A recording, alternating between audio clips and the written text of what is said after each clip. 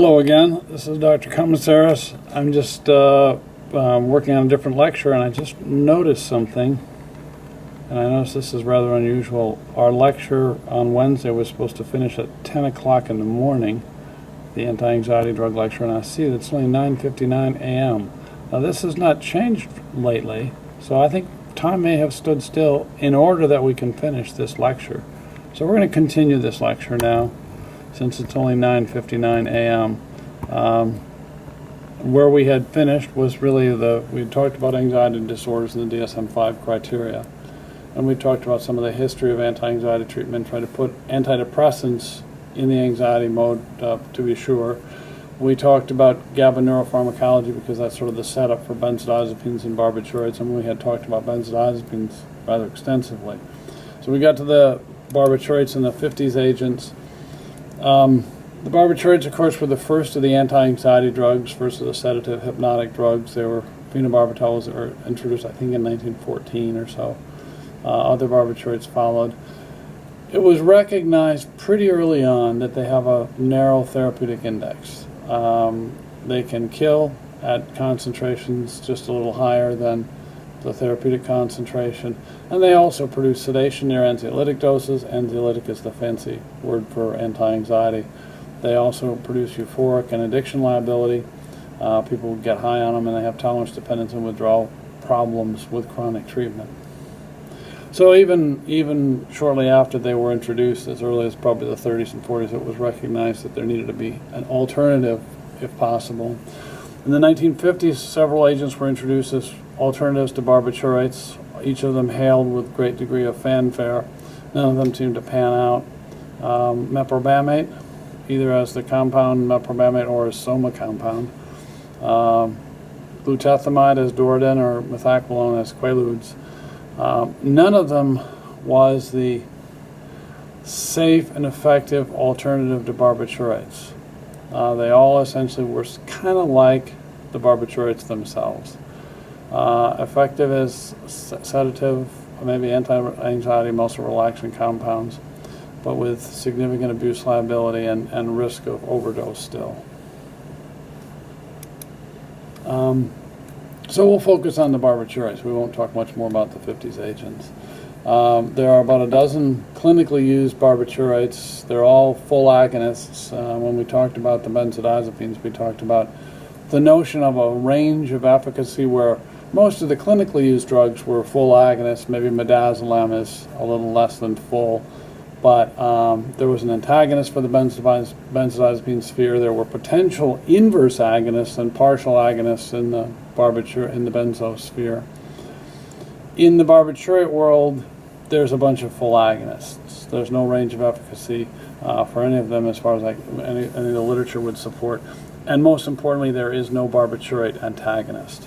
This is problematic in a sense because these are the more dangerous drugs anyway. If you have a choice between overdosing between benzo and a barbiturate, pick the benzo because it's really hard to overdose and die from a benzo anyway. Secondly, there's an antagonist. It's much easier to overdose and die from a barbiturate in terms of a dose perspective, and there is no antagonist. There is no pharmacological antagonist. That is to say, the benzodiazepine antagonist compound flumazenil will not reverse or prevent the overdose effects of barbiturates, and that's part of the evidence that they have different mechanisms, basically. So the barbiturates are not as interconnected also by a drug metabolism, and maybe that's a bit of an advantage for the barbiturates, but the real disadvantage of not having an antagonist and having a narrow therapeutic index outweighs everything else. So that's why the benzodiazepines are much more preferred. We'll talk about a few selected agents. We won't talk about them all. From a historical perspective, they're usually based on, they were introduced as long-acting, short-acting, and intermediate-acting kind of compounds. Phenobarbital and barbital are the longest-acting compounds. Amylbarbital and phenobarbital are identified as intermediate-acting. Pentobarbital in the intermediate-acting group is the drug that's also called Nembutal. That's the infamous truth serum. when someone's being interrogated, if they are slightly intoxicated with Nembutal, they're sort of unable to tell a lie. And that's the beauty of Nembutal, if you will.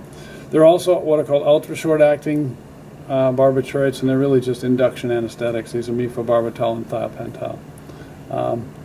Propofol is also an induction anesthetic, but it's not a barbiturate. It was one of Michael Jackson's drugs, but it's not a barbiturate. Propofol, probably in consequence or as a consequence of the Michael Jackson problems, propofol is now scheduled. It is not a barbiturate, however. There are some comparisons between benzos and barbiturates all the time. Some of them are very true, and some of them are more perception and maybe not so much supported by the evidence. It is true that benzos have a greater margin of safety from acute overdose. Barbiturates can kill with maybe 5 to 10 times the normal dose. Benzos, it seems virtually impossible to kill yourself sometimes with an oral treatment with a benzodiazepine only. They're phenomenally unfatal when administered alone, orally. Much greater selectivity as anti-anxiety drugs because of that. You can really push the dose and not get heavy sedation. You will get sedation eventually, but you can push the doses a little bit higher that way. It's true that there's less induction of hepatic drug metabolism enzymes with benzodiazepines, and they have fewer drug-drug interactions as a consequence of that. But there still are they are compounds with high level of plasma protein binding, and there still are plenty of drug-drug interactions. It's true that benzodiazepines produce a little less inhibition of REM sleep and wild and crazy dreams or nightmares, kind of night terrors and things like that. But there's also evidence that there is REM inhibition, REM sleep inhibition with the benzos. They are not drugs that have no effect on sleep. They simply have less effect on REM sleep than maybe the barbiturates. A couple of things that are perceptions that even are not based by or supported by the facts are there's a sense that the benzodiazepines are drugs that don't have any any liability for abuse. And that's not necessarily true. There are plenty of benzodiazepine addicts out there. In part, that was a false belief that was initiated because the earliest benzodiazepines were long-acting drugs, and for reasons we won't get into, longer-acting drugs tend to have a little lower abuse liability.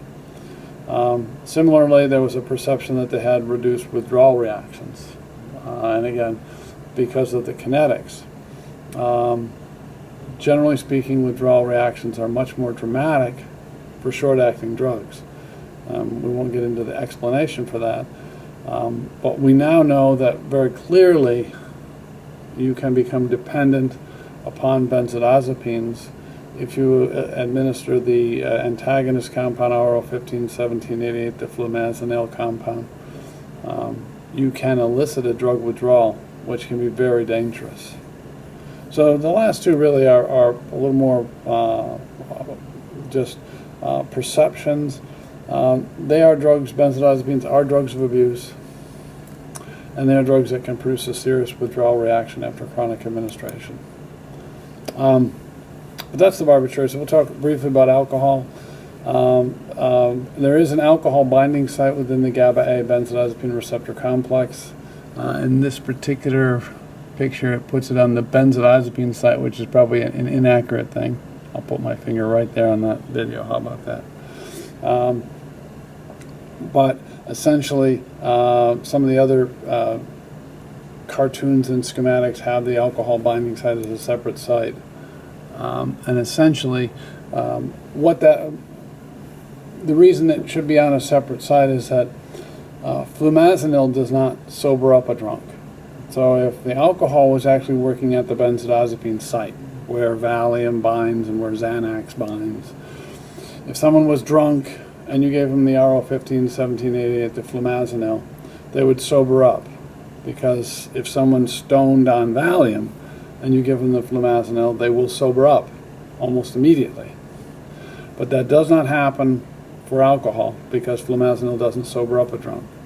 I said before, flumazenil doesn't sober up someone who's overdosed on a barbiturate either, which is, like I say, the argument, the largest piece of evidence that barbiturates work at a different site. So there is a separate site. It's shown on some schematics, not on others. There is a potential, I'll say a potential antagonist. There's a compound called RO154513. I won't hold you to the numbering necessarily. But essentially, this is a compound developed by the Hoffman-LaRoche Company, hence the RO name. And this is a drug which can reverse the effects of alcohol to some limited extent. In preclinical studies in rats and mice that you make them drunk, if you give them the RO154513, they wake up briefly. They sober up, if you will. There are also 1 or 2 clinical studies, not very many, that essentially it at least partially reverses some of the alcohol effects. And then the RO154513 compound does not reverse benzodiazepine, so it's not somehow working at the benzodiazepine receptor again. It's working at an alcohol site on that big GABA complex kind of a thing. The biggest problem with the RO154513, I think the biggest problem with it as an actual medication to sober people up, because obviously there would be a huge market for a compound like that, be a huge clinical benefit for a compound like that. But right now the kinetics are really bad. The RO154513 is only active for a couple of minutes. It has a very short half-life.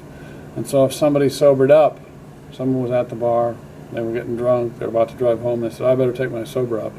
They took their sober up pill, and if it took them less than 2 minutes to get home, maybe they're okay, but how many people would get home in less than 2 minutes nowadays?